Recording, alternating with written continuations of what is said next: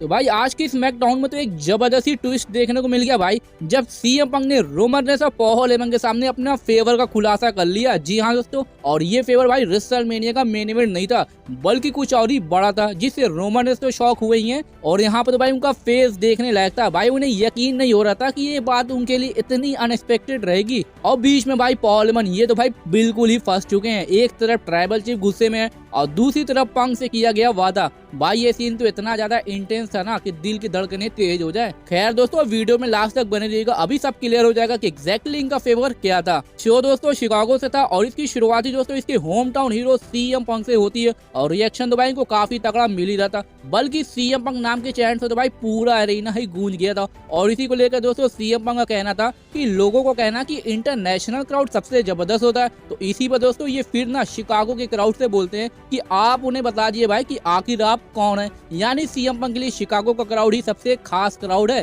खैर दोस्तों, इसके बाद ये अपने होम टाउन क्राउड से ये भी बोलते हैं ना कि आपको पता होगा कि मैं रेसलमेनिया को मेन इवेंट करने वाला हूँ, क्योंकि मैं ना ये चीज डिजर्व करता हूँ और मैंने इस चीज को कमाया भी है। भाई बात तो सही है, बंदे ने मेहनत तो काफी की थी मेन इवेंट पाने के लिए और अब फाइनली इनकी मेहनत रंग ला रही है। और क्राउड भी दोस्तों इनको काफी ज्यादा सपोर्ट भी दिखा रहा था, बल्कि ये ना भाई इन फैंस को थैंक्स भी बोलते हैं कि यहीं से इनकी शुरुआत हुई थी, तो इसलिए आप सभी को थैंक्स बोलना तो बनता ही है। इसके बाद दोस्तों ये मेन पॉइंट पर आते हैं कि रेसलमेनिया करीब है और असली मेहनत तो अब शुरू होने वाली है। इसके बाद तो भाई ये वादा भी करते हैं कि मैच तो यही जीतने वाले हैं, बल्कि ये सेथ रॉलिंस की हालत खराब करते हुए ट्राइबल चीफ को मेन इवेंट में हराने वाले हैं। यानी भाई आज तो ये कुछ ज्यादा ही कॉन्फिडेंट में दिख रहे हैं कि जीत तो रेसलमेनिया में इनकी ही होने वाली है। कि तभी दोस्तों पॉल हेमन इनको इंटरप्ट करते हैं और इनका कहना था कि मैं थोड़ा लेट हो गया हूँ, लेकिन ये शायद आपके लिए कोई अपमान नहीं होगा। तो इसी पर दोस्तों फिर सीएम पंक का कहना था कि मैं तो भाई आपके ही बारे में बात करने वाला था और अच्छा हुआ आप यहाँ पर आ गए। इसके बाद दोस्तों ये पॉल हेमन को रिंग में बुलाते हैं और यहाँ पर दोस्तों पॉल हेमन ना सबसे पहले इनसे ये बोलते हैं कि आप इस चीज के हकदार हैं, यानी रेसलमेनिया को मेन इवेंट करना। और फिर आगे ना ये कुछ पास्ट की बातें करते हैं कि कैसे लास्ट टाइम जब ये लोग स्मैकडाउन पर थे ना एक साथ, तो उस टाइम भाई सोलो सिक्वा इनकी हालत खराब करने वाले थे, लेकिन मैंने आपसे मदद मांगी थी कि आप मुझे बचा लीजिए। इसके बाद आपने हेल इन अ सेल में ड्रू मैकिंटायर को हराया और तभी मैंने आपसे वार्स गेम में लड़ने के लिए मदद मांगी और आपने उस मैच को बचा लिया और आपको इसका क्रेडिट भी मिलता है। लेकिन मैं आपसे एक फेवर मांगता हूँ। जी हाँ दोस्तों, पॉल हेमन भाई सीएम पंक से फेवर मांगने लग गए और सीएम पंक के पूछने पर कि आखिर वो फेवर है क्या, तो इनका कहना है ना कि ये फेवर वो है कि आप मुझे अपना फेवर बता दीजिए, क्योंकि रोमन रेंस काफी ज्यादा गुस्से में है। भाई ये क्या भाई, पॉल हेमन को ही नहीं पता कि सीएम पंक का फेवर क्या है। भाई जरूर ये दोनों लोग ना मिलकर कुछ ना कुछ गेम तो जरूर खेल रहे हैं। तो इसी पर दोस्तों सीएम पंक का कहना है कि भाई रोमन रेंस कहाँ है, तो पॉल हेमन का कहना है कि वो ट्रेनिंग कैंप पर है। तो इसी पर फिर सीएम पंक का कहना है कि ठीक है, जब ट्राइबल चीफ यहाँ पर आएंगे ना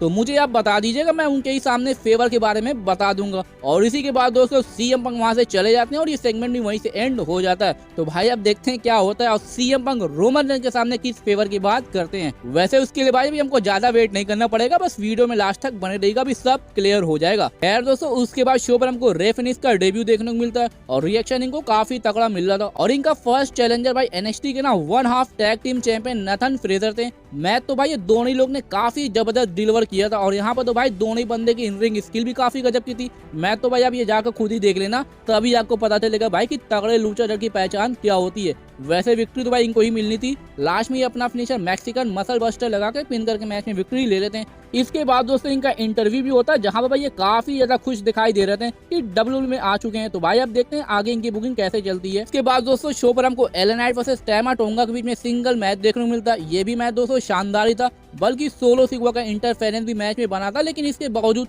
एलन नाइट टैमा टोंगा पर बीएफटी लगाकर पिन करके मैच में विक्ट्री ले लेते हैं। उसके बाद दोस्तों बैक स्टेज हमको पॉल हेमन को दिखाया था, जहां पर इनका कहना था कि सीएम पंक का फेवर चाहे कुछ भी हो भाई वो उसको पूरा करेंगे। कि तभी दोस्तों इनके पीछे से ना एक ब्लैक जीएमसी आती है और लगा भाई रोमन रेंस आ गए, लेकिन एंट्री होती है सेथ रॉलिंस की। जी हाँ दोस्तों, और ये चीज देखकर तो भाई पॉल हेमन जितना खुश थे ना कि रोमन रेंस आ गए, उतना ही भाई वो सेथ रॉलिंस को देखकर पिस ऑफ हो गए थे।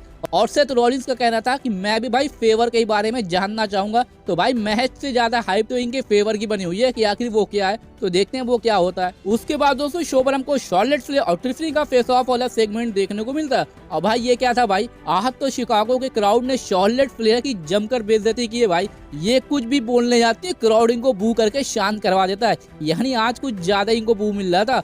बल्कि ट्रिफनी हो तो भाई आज इनको एकदम कुक कर देती हैं। और यहाँ पर दोस्तों ये दोनों लोग काफी ज्यादा पर्सनल जा चुकी हैं। शॉर्लेट ट्रिफनी के बॉयफ्रेंड काइजर को मेंशन करती हैं और ट्रिफनी के आउटसाइडर के बारे में भी कि कैसे आप जितने भी टाइटल जीत लो भाई आप हमेशा ही अपने फादर से नीचे रहेंगी और रेसलमेनिया में मेरे खिलाफ आप दूसरे नंबर पर हैं। बल्कि ये शॉर्लेट को ये भी याद दिलाती है ना कि आप जब 25 साल की थी ना तो आप अपने फादर के घर में रहते हुए वॉलीबॉल प्लेयर बनने की कोशिश कर रही थी, लेकिन इतनी उम्र में मैं रेसलमेनिया में एज अ वुमेन चैंपियन जाने वाली हूँ। यानी भाई आज तो ट्रिफनी पूरा होमवर्क करके आई थी कि शॉर्लेट कब क्या थी और कैसे थी। बल्कि लास्ट में इनका बस इतना ही कहना था कि रेसलमेनिया में ना आपके साथ वो होगा जो असल जीवन में होने वाला है, यानी आप अकेले रह जाएंगे। यानी भाई ये इनके ना डाइवोर्स की बात कर रही थी और उसी के बाद दोस्तों ये सेगमेंट भी वहीं से एंड हो जाता है। भाई सेगमेंट तो ये कुछ ज्यादा ही जबरदस्त था, लेकिन शॉर्लेट फ्लेयर को ऐसा ट्रीटमेंट मिलेगा ये मैंने नहीं सोचा था। खैर दोस्तों वैसे आपका इस पर क्या रिएक्शन था हमको जरूर बताइएगा। उसके बाद दोस्तों शो पर हमको DIY वर्सेस MCMG के बीच में टैग टीम चैंपियनशिप के नंबर 1 कंटेंडरशिप के लिए मैच देखने को मिलता है। और भाई इस मैच की क्या ही बात करूं, ये लोग तो ऑलरेडी पहले काफी बार लड़ चुके हैं तो इसलिए इनकी इन रिंग केमिस्ट्री में कोई कमी नहीं थी। बल्कि DIY की तरफ से डबल टीम मूव भी आता, लेकिन फिर भी MCMG मैच में बने रहते हैं। यानी दोस्तों जब मैच में DIY से कुछ नहीं हो पाया ना तो फिर तो भाई ये चीटिंग करना शुरू कर दिए थे। टोमासो चैंपा दोस्तों रोप्स का यूज करके पिन करने की कोशिश करते हैं, लेकिन रेफरी इस चीज को देख लेते हैं और उसी में दोस्तों सेबिन इसका फायदा उठाते हुए ना उल्टा भाई इनको ही रोल अप पिन करके मैच में विक्ट्री ले लेते हैं। जी हाँ दोस्तों अब फिर से भाई MCMG बन चुकी है number 1 contender for the tag team championship के लिए। उसके बाद दोस्तों शो हमको नेओमी वर्सेस B5 के बीच में सिंगल मैच देखने को मिलता है। अब भाई मैच शुरू होने से पहले और मैच खत्म होने के बाद भी ना जेड कारगिल इनके ऊपर अटैक कंटिन्यू रखती हैं, बल्कि सिक्योरिटी गार्ड्स तक आ जाते हैं भाई इनको अलग करने के लिए, लेकिन इसके बावजूद जेड कारगिल उल्टा भाई गार्ड्स पर अटैक करने लग जाती हैं। और तभी दोस्तों निकल्डिस की एंट्री होती है और फिर भाई फाइनली दोस्तों ये रेसलमेनिया के लिए मैच ऑफिशियल कर देते हैं। जी हाँ दोस्तों आज इनका मैच ऑफिशियल हो चुका है, यानी असल लड़ाई तो भाई अब शुरू होने वाली है। उसके बाद दोस्तों शो पर हमको काफी शॉकिंग चीज सुनने को मिलती है केविन ओवेंस की तरफ से।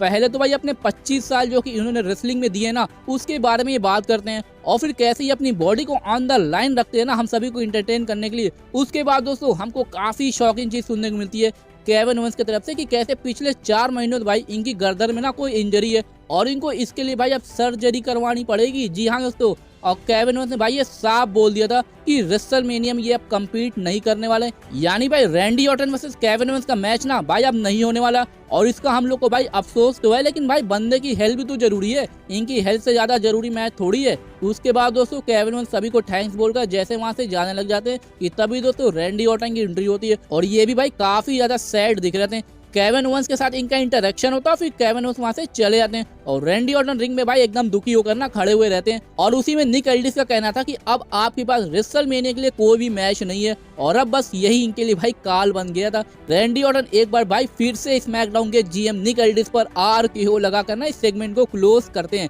तो भाई केविन ओवेंस तो चले गए, लेकिन अब इनका रिटर्न कब होगा कैसे होगा ये बड़ी बात भाई। लेकिन इतना तो हम मान लीजिए भाई इनका ये जाना ना कोई छोटे टाइम के लिए नहीं होने वाला भाई, ये थोड़ा लंबा हो सकता है। वैसे होप तो बस यही करते हैं कि केविन ओवेंस जल्द से जल्द रिकवर हो जाएं।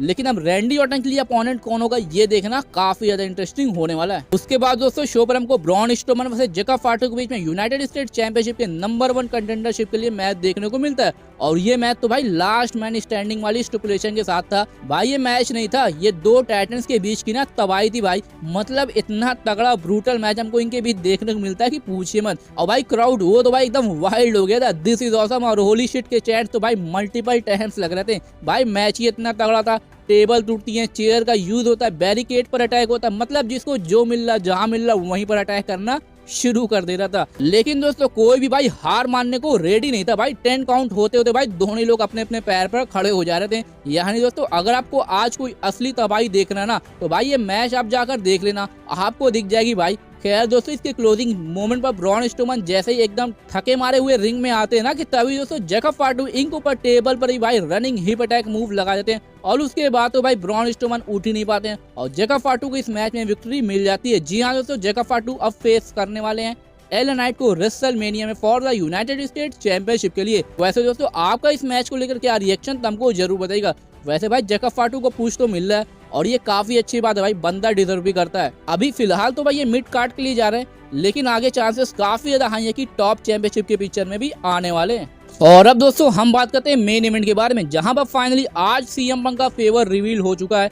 जी हाँ दोस्तों, पहले एंट्री होती है भाई रोमन रेंस की और पॉल हेमन इनके पीछे पीछे आते हैं। यानी रोमन रेंस भाई काफी ज्यादा गुस्से में दिख रहे थे। ये आते ही भाई पहले शिकागो के क्राउड को एक्नॉलेज करवाते हैं और फिर इनके फेवर की बात करते हैं कि क्या ये अभी भी फेवर की बात कर रहे हैं। तो पॉल हेमन का कहना कि हाँ। तो फिर इसके बाद दोस्तों रोमन रेंस ना शिकागो के क्राउड को भाई एक सीक्रेट बताते हैं कि अगर मैं नहीं होता ना तो आज सीएम पंक यहाँ पर नहीं होते, मैं नहीं होता तो ये रेसलमेनिया को कभी मेन इवेंट ही नहीं कर पाते। यानी दोस्तों रोमन रेंस का कहना था ना कि सीएम पंक ने अपने करियर में भाई सभी को फेस किया, हॉल ऑफ फेमर को फेस किया, लीजेंड को फेस किया, लेकिन वो कभी भी रेसलमेनिया को मेन इवेंट नहीं कर पाए अनलेस इनकी मुलाकात ट्राइबल चीफ से नहीं हुई। जी हाँ दोस्तों, सीएम पंक का मेन इवेंट में होने का क्रेडिट ना रोमन रेंस भाई खुद ही ले रहे थे। अब भाई बात तो सही है, इनके बिना अगर इनको मेन इवेंट मिलना होता ना तो फिर तो भाई वो कब का मिल चुका होता, लेकिन ऐसा नहीं हुआ। इसके बाद दोस्तों क्राउड ओटीसी के चैंट्स लगाना शुरू कर दिया था। तो इसी पर दोस्तों रोमन रेंस फिर सीएम पंक से बोलते हैं कि देख लो भाई, आपके होम टाउन में ओटीसी के चैंट्स लग रहे हैं।